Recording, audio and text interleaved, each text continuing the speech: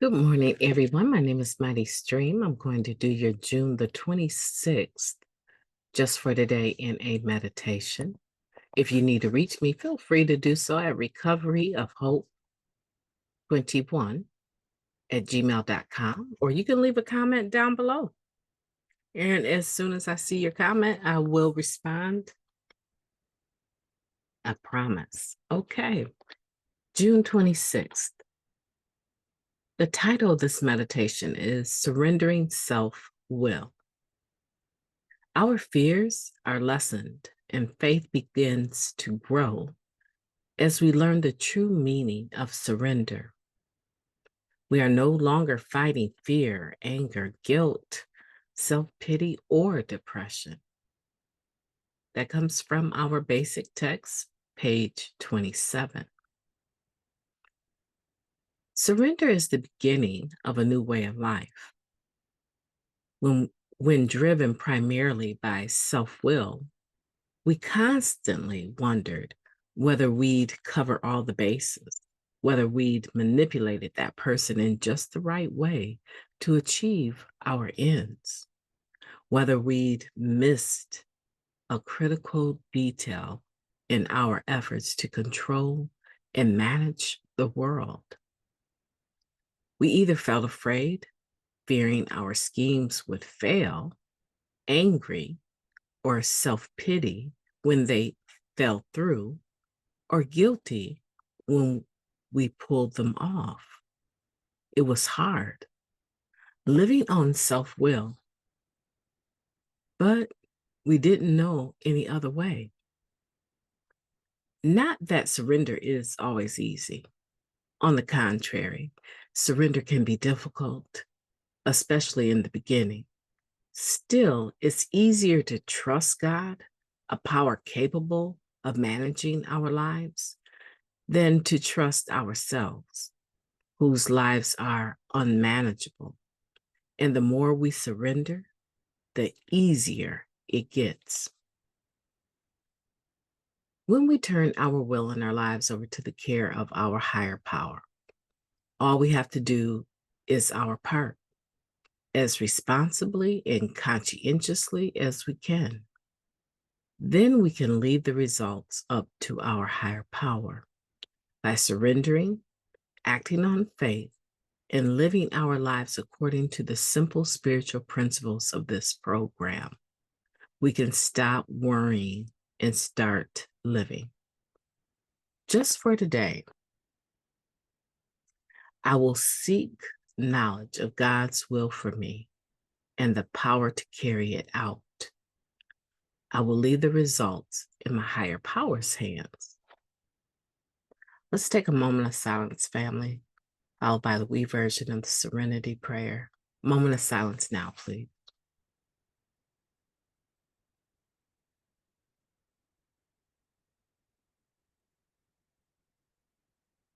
Thank you.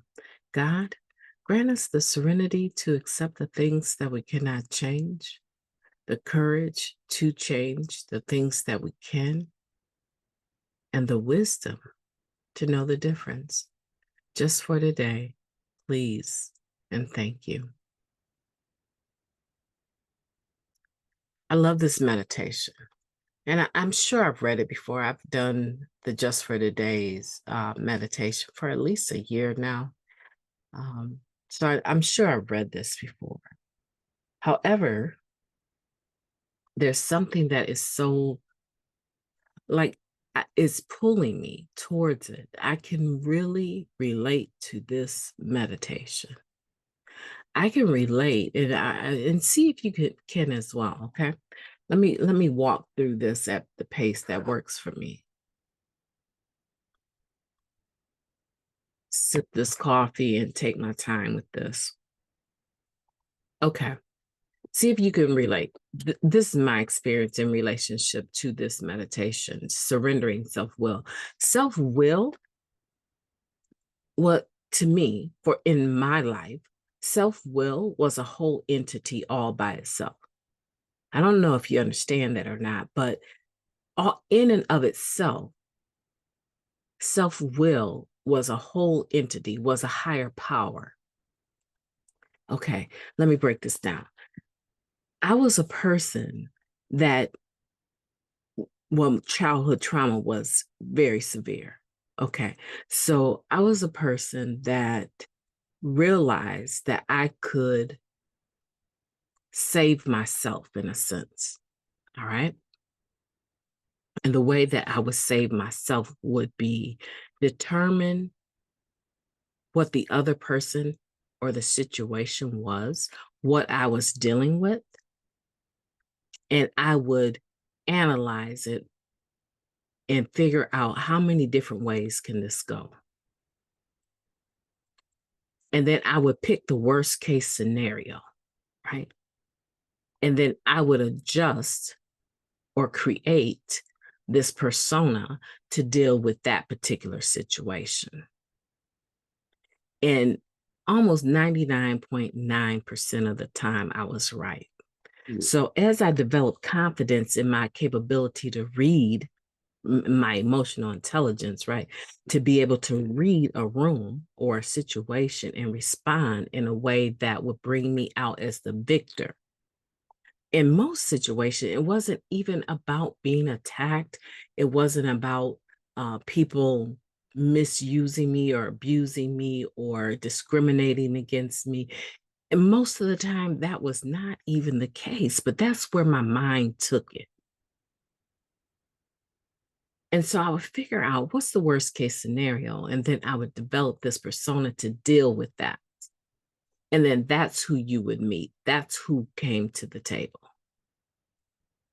But all of it was a disguise, or it actually wasn't a disguise. It was a part of the personality that I developed because that's what I needed to do. That's what I thought I had to do. I had to know for sure that this situation was not going to cause me harm and that this situation was going to, at the very least, stay as it is or not cause me harm. It could get better, but a lot of times I wasn't worried about coming out on top in that sense, right? Financially, position wise at the job. I really wasn't worried about that. I was just worried about having to deal with criticism and people judging me and making me feel, or no, making me realize or feel, yes, that the thoughts that were conveyed to me as a child were true, which is that you're ugly, you're nothing, and you'll never be anything, and you deserve to die. Okay, in a nutshell. Maybe not four things, three, right? You're nothing, you'll never be anything, and you shouldn't be here, right? You should never have been born. So I just never wanted to have that affirmed by interactions with people. I didn't want the individual to convey to me that that was true. So I wanted to do anything I could to avoid abandonment and rejection. And that is what self-will was for me, was that you got to pull through this. You have got to make this as sweet as possible.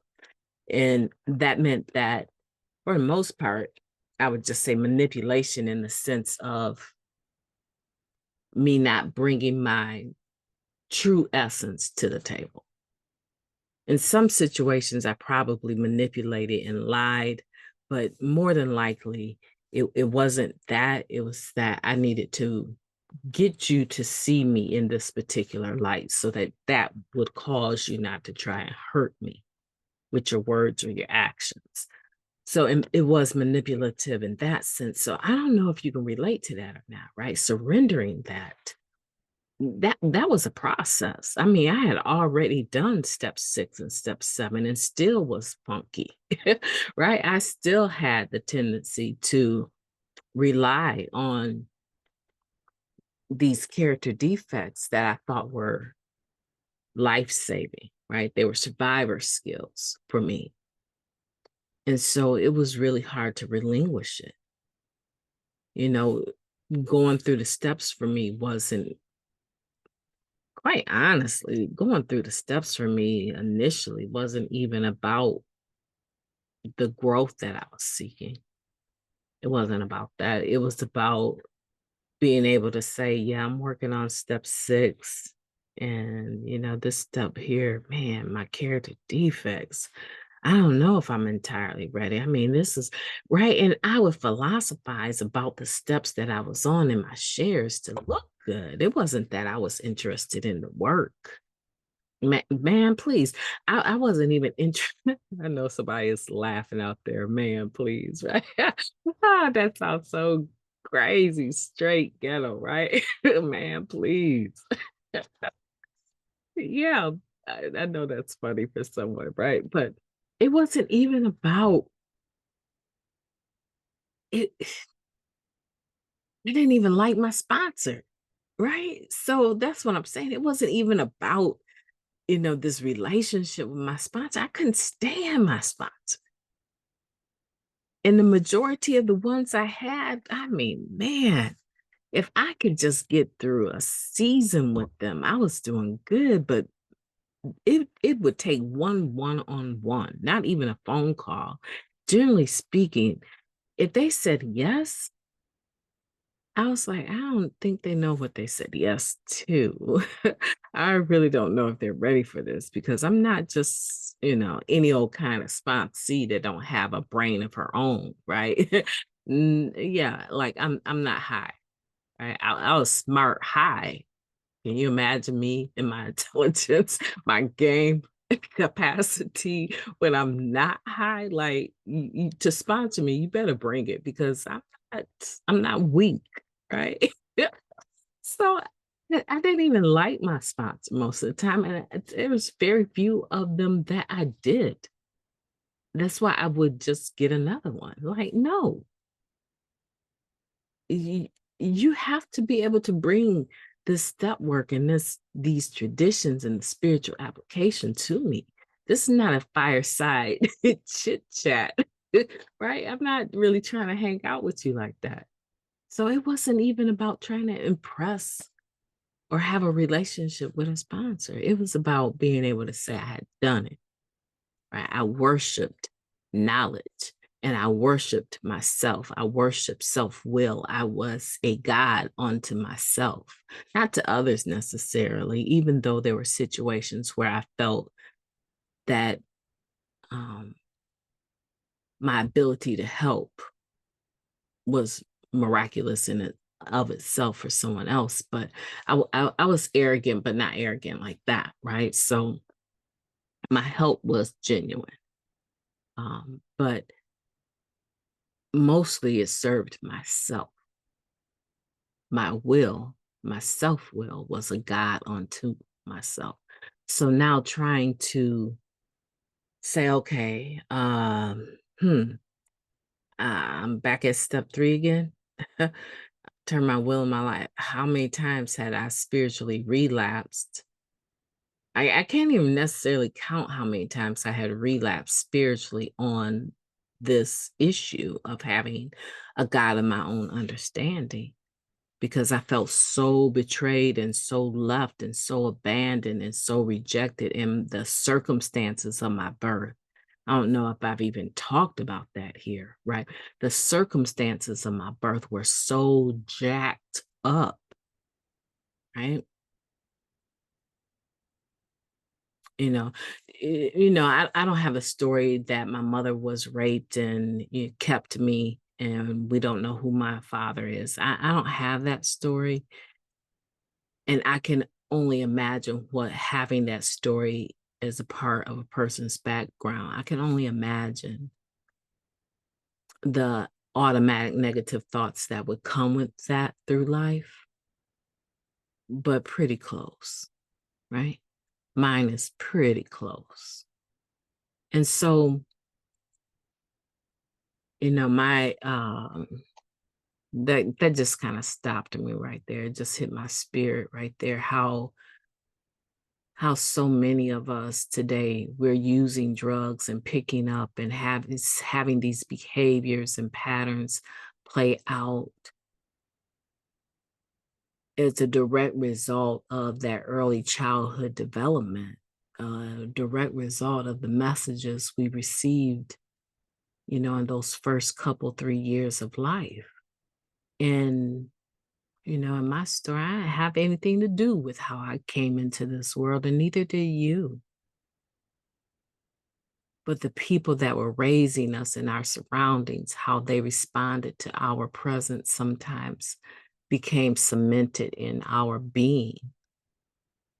And it just really breaks my heart that we struggle so deeply and we love so hard, and people don't really understand.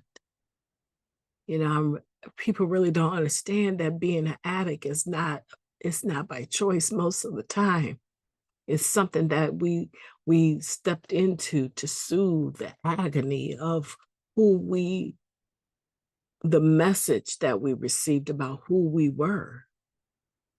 And so I just really want to say to you, if you're out there listening, I understand. I understand wanting to protect, my yourself. I understand. I get it. I get it that, sometimes getting high feels like the answer because it changes our perception of what the reality is. And the reality oftentimes is that we just don't love ourselves. We just don't like ourselves, and we're not comfortable with our presence in the world. And we're still looking for the other shoe to drop. We're still looking for someone to say something negative or to reflect to us that they don't really like us or care for us. And the world is not this big, beautiful place anymore. The world has become quite self-motivated. And so it's a dog eat dog world in a lot of ways when we're out there trying to function as productive members of society. And they're not even aware of our past, but they're just being themselves, their selfish, self-centered selves without a program. And they have no clue about what they're doing to us or how we're perceiving the situation or what messages it triggers within us. No idea. And so I just want to say to you, if you've listened this far into the podcast, I love you. And I know that you can do it. I know that this situation that you're dealing with right now, you may not be able to see the light out of it, but the fact that you keep coming here every morning listening to the podcast is a step in the right direction. It shows your faith. It shows your hope. It shows me your step 2, that you have come to believe that you can be restored to sanity. And that if you don't get your step 3 right every day, you're not the first, nor will you be the last. And it won't take your life, right? You won't die as a result of having some doubt today. Not today, because you're listening to the podcast. And when you walk away from the podcast, you're going to say, okay, I need to turn my will and my life over to the care of God as I understand them again. Well, maybe you need to adjust your higher power if you're really, your understanding of your higher power, if you're struggling with turning it over. There's something that's unfinished, something like in my situation. I just realized that the struggle was that how could you love me and bring me into the world like this? Like, what was your plan? There's so many babies that didn't make it. And what was it by chance that I got here, or were you involved with my presence? Because I would never bring a child into the world that I knew was going to be absolutely hated. That was my automatic negative thought. And I realized that came from, I'm not going to sit here and lie to you and say, oh, that came out of the clear blue sky. That came from nowhere. No, that came from the messages that I received as a child, the way people interacted with me.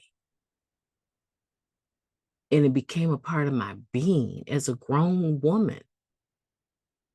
And I had to take a look at that, and you've gotta take a look at it too. You don't get a pass.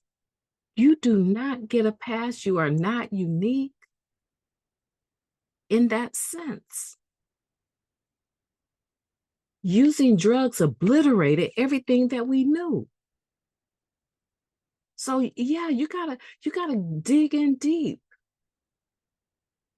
You can't say, "Oh, I just don't believe. I don't do that G word. I don't. God, nah, please. That's not something I'm talking about. Really, for real, for real. No, I don't believe in God like that. Well, what do you believe in? Because if you were like me and you are continuing to have this self will as your God, your best man, look, your best thinking is what got you here. Really? You're going to hold on to your own thought processes, understanding that this is a disease of addiction. You might put the drug down, but I guarantee you, 99.9% sure, I guarantee you, fact check it. You might put the drug down, but you are going to pick up something else. And you're going to sugarcoat that something else. And you're going to say, well, at least I'm not using drugs. Okay, but you still on your back paying rent with people you don't have no relationship with. You don't know them. Yeah, but you still putting your hand in the register at work. That's not your money. You still getting a paycheck, and before you can even pay your bills, you at the casino.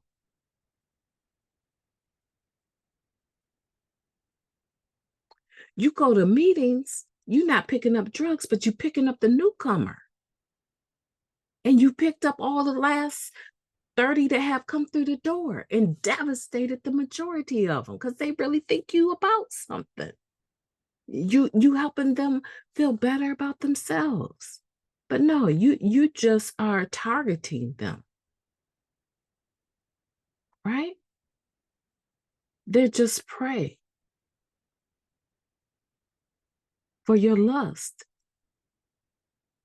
So you might not be picking up the drug, but you picked up something else. And if your higher power is you, man, look, we in trouble.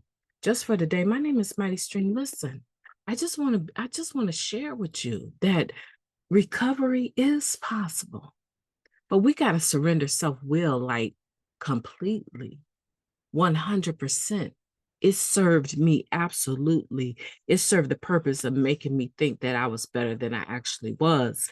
And then it came in between me having a relationship with God.